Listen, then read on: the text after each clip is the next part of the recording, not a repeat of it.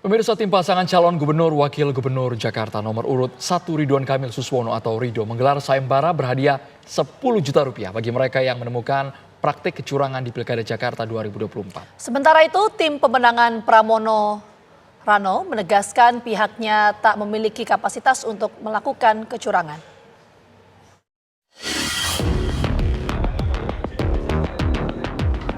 Tim pasangan calon gubernur wakil gubernur Jakarta nomor urut 1 Ridwan Kamil Suswono atau Rido menyebut ada sejumlah dugaan kecurangan yang dilakukan oleh lawan politiknya. Kubu pasangan Rido bahkan menggelar sayembara berhadiah 10 juta rupiah bagi mereka yang menemukan praktik kecurangan di Pilkada Jakarta 2024. Sudah banyak sayembara terkait kecurangan, sudah banyak yang lapor, kita lagi verifikasi, tim hukum lagi bekerja di atas, mereka kita undang, nanti diverifikasi kemana kejadiannya, bagaimana bukti-buktinya, sama bukti lapor ke Bawaslu-nya seperti apa. Baru kita selesaikan haknya dia, kewajiban kita yang menjadi haknya dia. Sementara tim pemenangan Pramono Anung Rano Karno menegaskan pihaknya tak memiliki kapasitas untuk melakukan kecurangan. Mengatakan bahwa kami seakan-akan mengatur kecurangan yang masif. Ini nggak masuk akal lah. Semua masyarakat juga tahu yang namanya kecurangan masif yang terkait dengan apa yang disampaikan semua dengan skenario-skenario tersebut hanya bisa dilakukan orang-orang atau sosok-sosok atau kelompok-kelompok yang berada di pihak kekuasaan gitu. Jadi gimana cara ngaturnya bahwa kami ini partai parlemennya cuma satu yang menjadi pendukung yaitu PDI Perjuangan, kemudian ada Hanura dan Partai Umat yang tidak ada di DPRD DKI. Jadi agak sulit lah untuk dipercaya juga lah kisah-kisah seperti itu. Tapi nggak apa-apa. Intinya ini, namanya masih belum pengumuman, semua orang usaha yaitu sah-sah saja. Tapi pada prinsipnya, Pak, kami bisa yakinkan pada masyarakat bahwa kami tidak melakukan hal-hal tersebut, tidak punya kapasitas juga atau kemampuan untuk melakukan kecurangan seperti itu. Hingga saat ini, nasib pemilihan kepala daerah Jakarta 2024 masih menjadi teka-teki. Sebab belum diketahui pertarungan 3 calon gubernur dan wakil gubernur ini akan berakhir dalam 1 atau 2 putaran. Namun berdasarkan hasil hitung cepat sejumlah lembaga survei, pasangan calon gubernur dan wakil gubernur Jakarta nomor urut 3, Pramono Anung Rano Karno, unggul di pemilihan kepala daerah atau Pilkada Jakarta 2024. Hitung cepat menempatkan Pramono Rano di posisi pertama dengan raihan berkisar 49 hingga 50%. Akankah tudingan kecurangan di Pilkada 2024 akan terbukti? Dari Jakarta, tim TV One mengabarkan. Pemirsa, hasil hitung cepat Pilkada Jakarta 2024 menunjukkan pasangan calon nomor urut 3, Pramono Anung Rano Karno, unggul dan berpeluang menang 1 putaran. Di sisi lain, kubu paslon nomor urut 1 Ridwan Kamil Suswono atau Rido membuat sayembara berhadiah jutaan rupiah bagi yang menemukan kecurangan di Pilgub Jakarta. Ketua tim pemenangan Rido, Ahmad Riza Patria, menduga ada kecurangan berupa pemberian sembako hingga politik uang. Riza Patria pun membuka sayembara 10 juta rupiah bagi masyarakat yang berhasil menemukan kecurangan. Pihaknya meminta masyarakat mengambil foto dan video sebagai bukti. Lantas, apa bukti-bukti kecurangan yang dimiliki oleh tim Rido dan bagaimana tanggapan dari tim Pramono Rano? Sudah bergabung bersama kami pakar hukum UI Titi Anggraini yang sudah bergabung di studio bersama kami. Kemudian ada tim pemenangan Ridwan Kamil Suswono, Bang Ramdan Alamsyah, dan tim pemenangan Pramono Rano Charles Honoris. Selamat petang semuanya. Kita menuju ke Bang Ramdan terlebih dahulu. Bang Ramdan, adanya dugaan kecurangan dalam Pilkada Jakarta kemarin, indikatornya atau bukti yang dimiliki oleh tim Anda apa saja? Baik, terima kasih Mbak Andromeda dan kawan-kawan. Jadi begini ya Mbak, Jakarta ini kan menjadi salah satu barometer keberhasilan pemilu di skala nasional.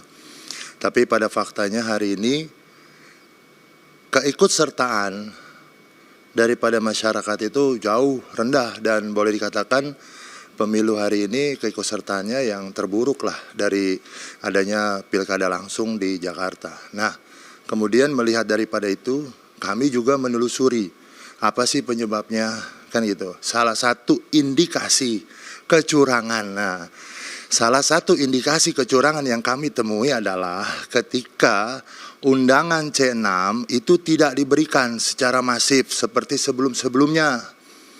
Bahkan kami temui di Jakarta Barat, Selatan, Utara, RT yang setiap hari berinteraksi dengan warga.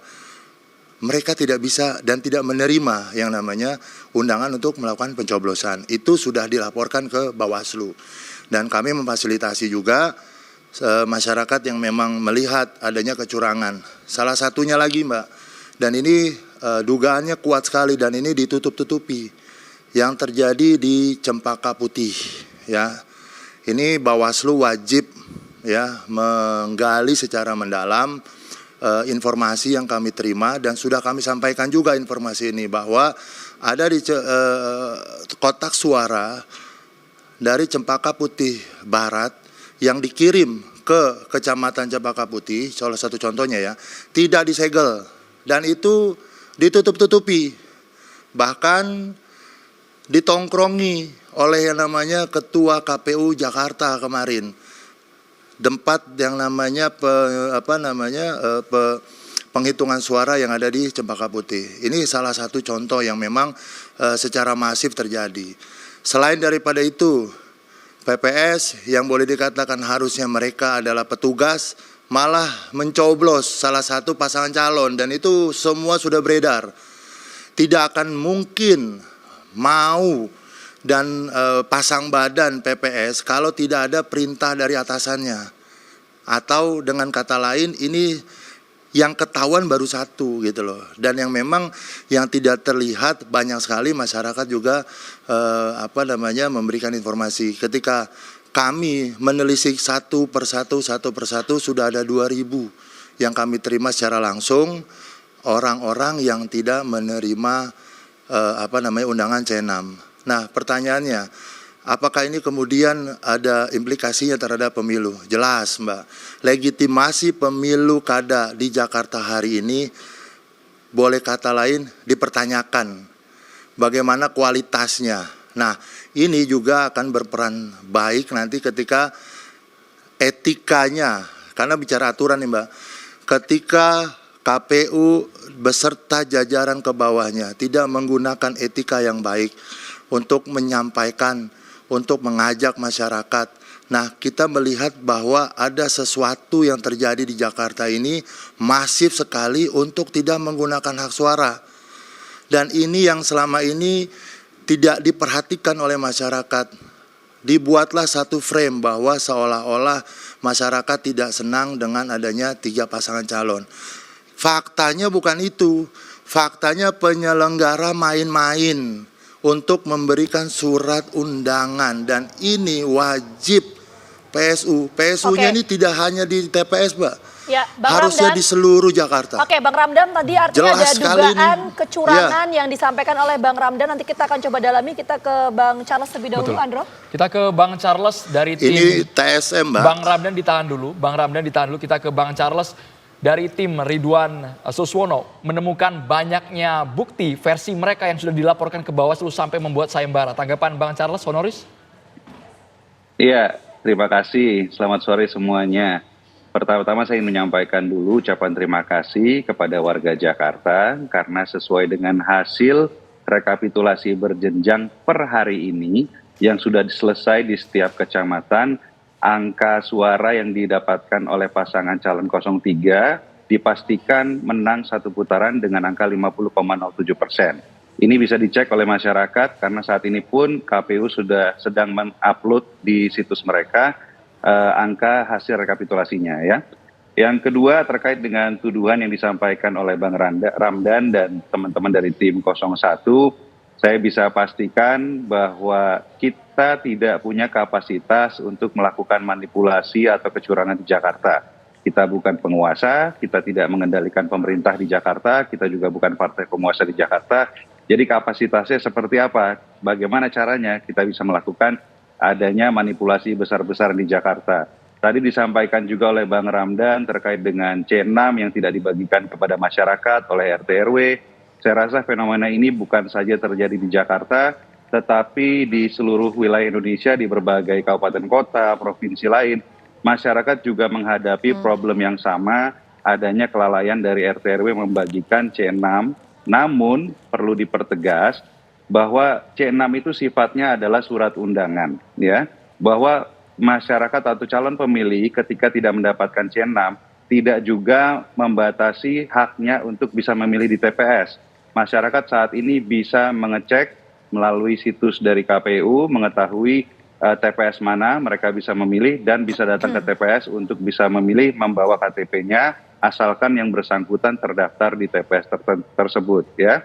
Bukan saja yang terdaftar, bahkan yang tidak terdaftar pun ya sudah ada caranya menggunakan C5 datang ke TPS sebagai pemilih tambahan setelah jam 12. Jadi kalau dikatakan ada masyarakat atau calon pemilih yang tidak mendapatkan C6 dan tidak bisa memilih, dan ini adalah suatu gerakan upaya manipulasi atau intervensi atau kecurangan, saya rasa ini sesuatu yang mengada-ada, dan tentunya kami kami merasa ini kan Indonesia adalah negara hukum, ya. Kita punya berbagai mekanisme untuk menyelesaikan berbagai sengketa pemilu, ada Bawaslu, ada Gakumdu. Ya, kami persilakan saja teman-teman 01 untuk menyampaikan laporan kepada Bawaslu, dan kami akan menunggu ya bukti apa saja yang disampaikan, dan kami tentunya siap untuk menghadapinya di proses pilkada ini. Oke, baik. Untuk Mbak Titi, dalam proses pilkada Jakarta pada tahun ini, apakah memang ditemukan adanya sejumlah pelanggaran atau kecurangan, atau gimana Mbak Titi? Ya, kalau pelanggaran pasti ada ya, hampir tidak ada pilkada tanpa pelanggaran. Tapi kemudian yang kita harus pastikan kan dugaan pelanggaran itu harus ditopang oleh alat bukti atau kemudian hal-hal yang menjadi pendukung. Pertama begini, kita punya institusi yang namanya pengawas pilkada, pengawas pemilihan, yaitu Bawaslu beserta jajaran. Meski demikian masyarakat memang tetap ambil peran. Yang paling bisa sebenarnya menjadi garda terdepan dalam mencegah dan melaporkan pelanggaran itu adalah tim pasangan calon, karena mereka punya infrastruktur sampai ke TPS yang namanya saksi. Menyelenggarakan sayembara satu sisi bagus, tapi ini juga sebenarnya menjadi evaluasi bagi tim paslon. Di mana tim paslon selama ini, apalagi kemudian misalnya partai politik pendukungnya besar.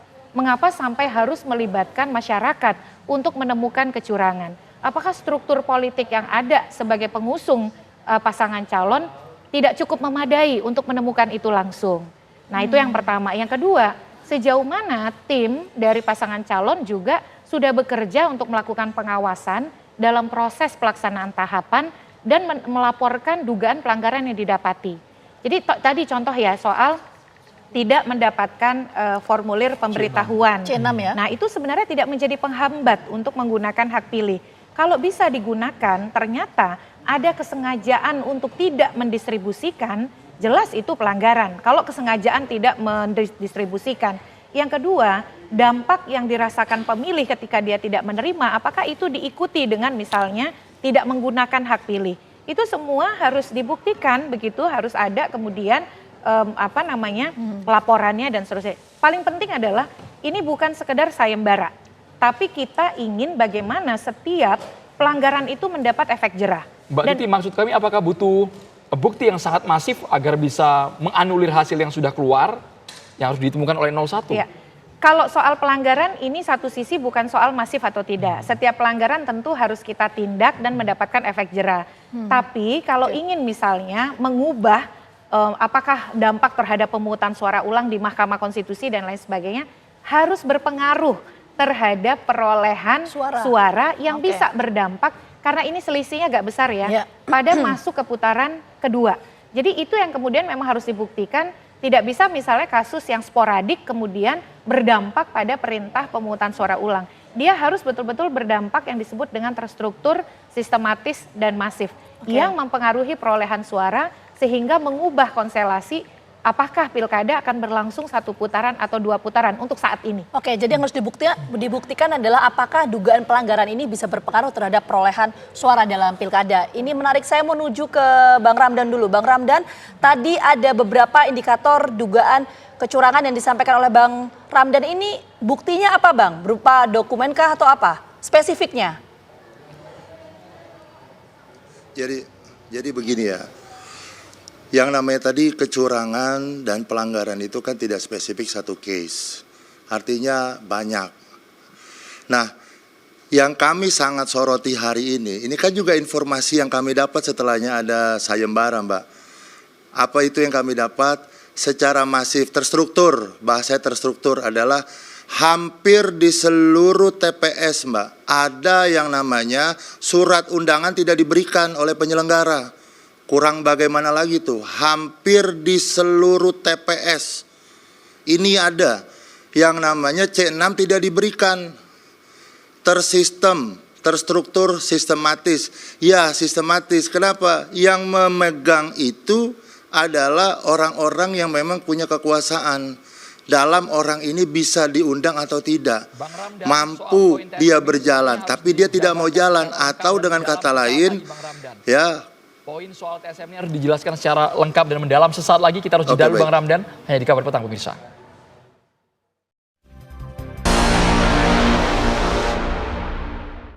Sebelumnya Bang Ramdan mengatakan ada temuan TSM, tapi kami ingin tahu sudah berapa banyak laporan sayembara ini, Bang. Keterlibatan masyarakat yang sudah masuk ke Paslon 01, Bang Ramdan.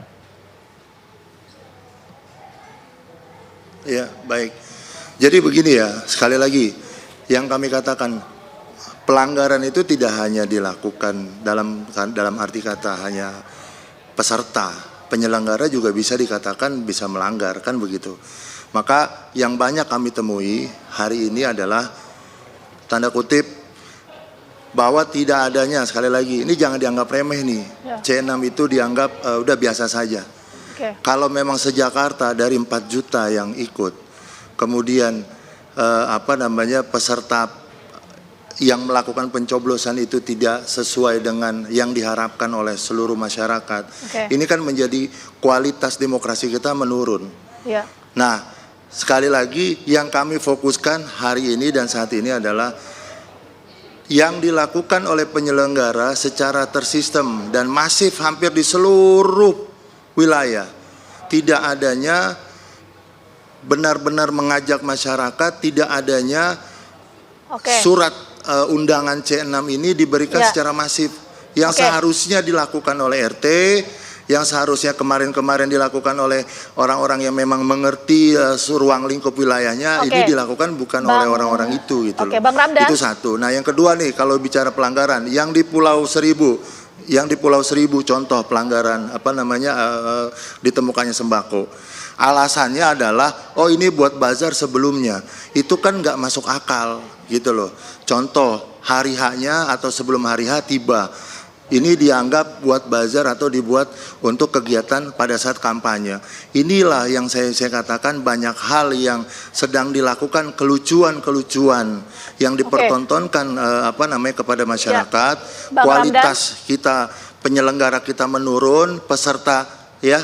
Oke, Bang Ramdan, tadi kan sejumlah dugaan kecurangan sudah disampaikan. Bang Ramdan, sejumlah dugaan kecurangan sudah disampaikan, tapi kita ingin fokus tadi, pertanyaan dari Andrew belum terjawab. Jadi, sayembara yang dilakukan oleh tim Bang Ramdan, ini sudah ada laporan dari masyarakat yang masuk belum? Sudah, sayembara itu kita buat kepada seluruh masyarakat. Baik itu tim, relawan dan sebagainya. Banyak masukan dan kami pun sudah melalui mekanisme yang diatur di dalam perundang-undangan, yakni melaporkan kepada Bawaslu. Kembali kami bukannya menentukan bersalah atau tidak bersalah. Kami hanya memfasilitasi orang-orang yang selama ini berpikir sulit untuk memberikan pelaporan. Maka laporan itu semua kita akumulasikan, kita laporkan kepada Bawaslu. Akhirnya apakah Bawaslu memberikan keputusan seperti apapun ya kembali kepada Bawaslu yang punya kewenangan. Artinya sayembara itu berjalan dan efeknya adalah hari ini kita banyak menemui kecurangan-kecurangan dan seluruh kecurangan dan kecurigaan bahkan kepada penyelenggara yang tidak netral, penyelenggara yang sengaja menyimpan atau tidak menyebarkan C6, ini kan merusak demokrasi, itu juga sudah kita laporkan. Bahkan masyarakat kita antarkan.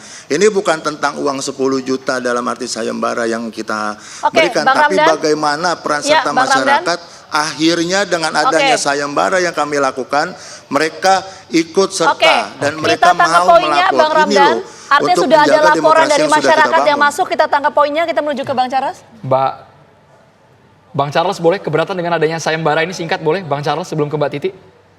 Iya, kita nggak punya kapasitas untuk melakukan manipulasi atau intervensi pilkada secara masif. Sekali lagi kita bukan penguasa di Jakarta, kita tidak mengendalikan pemerintahan maupun bukan pun partai penguasa di Jakarta. Yang kedua terkait dengan C6 yang saya sampaikan tadi. Ini tidak hanya terjadi di Jakarta, bahwa ada kelalaian RT RW membagikan C6 kepada calon pemilih, tidak menggugurkan hak pemilih untuk bisa menggunakan suaranya di TPS. Dan saya sendiri sebetulnya kemarin hampir nggak terima C6, H-1 itu saya ngejar ke RT saya, C6 saya di mana baru disampaikan. Dan bagaimana Anda menyimpulkan bahwa mereka-mereka yang tidak mendapatkan C6 itu sudah pasti milih 01. Kalau dikatakan masyarakat Jakarta banyak yang tidak mendapatkan C6, saya juga bisa mengatakan bahwa saya juga dirugikan, kami juga dirugikan, 03 juga dirugikan. Karena bisa saja calon pemilih kami tidak datang ke TPS, tidak mengetahui TPS-nya, ya karena tidak mendapatkan C6. Tetapi sekali lagi, tidak mendapatkan surat undangan, tidak juga menggugurkan haknya untuk memilih.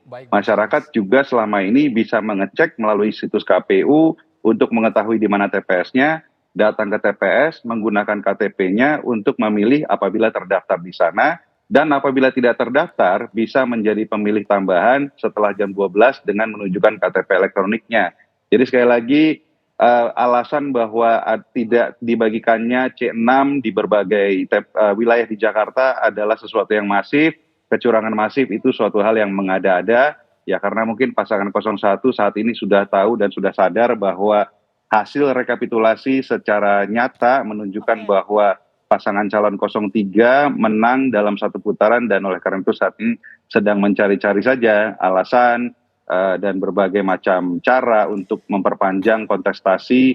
Walaupun kita sadar hari ini ya masyarakat Jakarta sebetulnya sudah cukup lelah dengan adanya perseteruan politik ya dan sebetulnya ingin adanya pemerintahan yang baru dan segera bisa bekerja untuk melayani masyarakat di Jakarta. Sama-sama menunggu ya bagaimana proses pembuktiannya. Kita menuju ke Mbak Titi. Anda? Ampuh dan efektif sayembara ini Mbak Titi? Ya sayembara ini sebenarnya juga jadi, karena kami ada di luar ya, ini juga sebenarnya jadi catatan bahwa paslon sendiri ya kurang percaya kepada timnya sampai harus melibatkan masyarakat dan itu harus diganjar sejumlah uang ya. Sebenarnya kalau ikatan ideologinya kuat tanpa ada uang pun masyarakat pasti akan berbondong-bondong melaporkan. Itu catatan yang pertama. Catatan yang kedua adalah sayembara ini apakah misalnya pelapor harus melengkapi alat bukti dan lain sebagainya. Karena ketika melapor ke Bawaslu itu juga harus ditopang oleh minimal 2 alat bukti. Dan juga jangan sampai kemudian sayembara-sayembara model ini justru melemahkan pengawasan oleh institusi formal yaitu Bawaslu. Nah yang ketiga adalah memang tidak membagikan formulir pemberitahuan itu adalah pelanggaran administrasi. Tapi harus dilihat juga apakah dia berdampak pada perolehan suara dan punya intensi untuk berbuat curang. Kalau pelanggaran administrasi dia ada sanksinya sendiri. Tapi kalau kemudian sengaja bermotif untuk menghilangkan hak pilih, baru dia merupakan tindak pidana. Jadi dalam konteks ini saya kira satu semangat untuk menegakkan sanksi atas pelanggaran itu harus didukung. Tapi yang kedua jangan sampai juga kemudian ini menjadi seolah-olah sebagai tindakan untuk mendelegitimasi proses. Di sisi lain juga penyelenggara harus berbenah. Kenapa sampai ada surat pemberitahuan atau formulir pemberitahuan yang tidak dibagikan dan itu juga harus ada evaluasi. Tapi lagi-lagi kalau kita bicara soal kecurangan dia tidak bisa hanya asumsi. Dia harus ditopang oleh pembuktian yang memadai. Adanya pembuktian itu nanti kita sama-sama akan mengawal bagaimana jalannya sampai proses penghitungan suara di Komisi Pemilihan Umum. Sekali lagi terima kasih banyak untuk Mbak Titi, Bang Ramdan dan juga Bang Charles atas waktunya sudah bergabung sama kami. Sehat selalu.